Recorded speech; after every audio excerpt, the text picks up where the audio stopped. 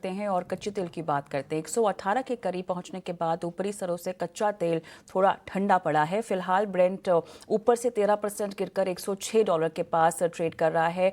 Crude में बड़ी तेजी के बाद आई इस नरमी की वजह आखिर क्या है, समझते हैं हमारी सहयोगी आशीषा से।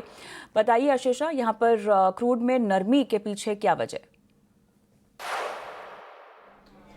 बिल्कुल, ऑयल मार्केट आज पूरा दिन फोकस में रहा है। याद रखें, ओवर द वीकेंड जो टेंशन्स है वेस्ट एशिया में वो बढ़ते हुए नजर आए। ईरान ने नए सुप्रीम लीडर को इलेक्ट कर दिया है, लेकिन अमेरिकी प्रेसिडेंट डोनाल्ड ट्रंप ने कहा कि यह अनएक्सेप्टेबल अपॉइंटमेंट है। टेंशन्स बढ़ रहे हैं और वेस्ट एशिया में, और इसी के चलते कच्चे तेल के दाम में भी तेज़ी देखने को मिली है। पिछले कुछ दिनों से स्ट्रेट ऑफ हॉर्मूज, जहाँ से दुनिया का 30% ऑयल ट्रांसपोर्ट होता है, वो बंद है और इसी के चलते ग्लोबल ऑयल मार्केट में तेज़ी देखने को मिल रही है।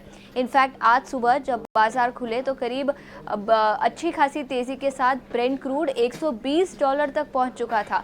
उसके बाद हल्की सी तेज़ी भी नजर आई और उसके बाद $105-110 पर बैरल के आसपास ब्रेंट क्रूड सेटल होता हुआ नजर आया।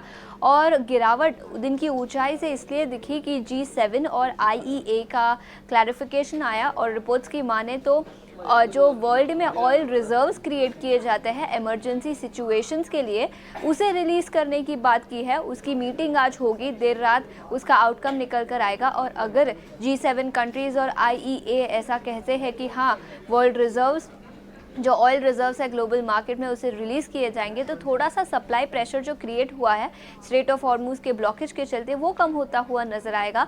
और इसी के चलते कच्चे तेल के दाम जो $117-118 पर बैरल तक चढ़ चुके थे, वो गिरकर फिर एक बार $108-110 पर बैरल के आसपास गिरते हुए नजर आए।